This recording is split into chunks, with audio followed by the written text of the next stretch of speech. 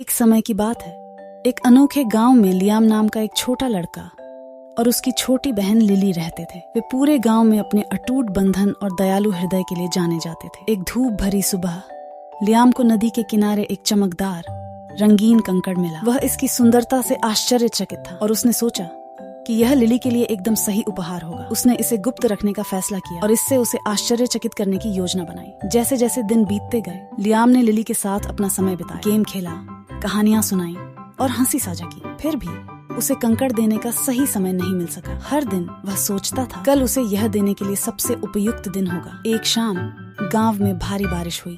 नदी उफान पर थी और पानी उनके घर में घुसने लगा। लियाम और लिली डरे हुए थे, लेकिन उन्होंने अपने सामान को ऊंचे स्थान पर ले जाने के लिए मिलकर काम किया। अराजकता के बीच लियाम को एहसास हुआ कि लिली को कंकड़ देने का यह सही समय था।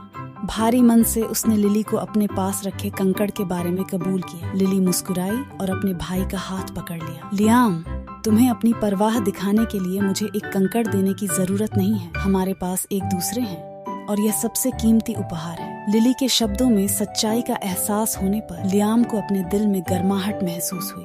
उन्होंने मिलकर बाढ़ से आई चुनौतियों का सामना किया। उन्होंने अपने पड़ोसियों की मदद की, अपना भोजन साझा किया और जरूरतमंदों को आराम प्रदान किया।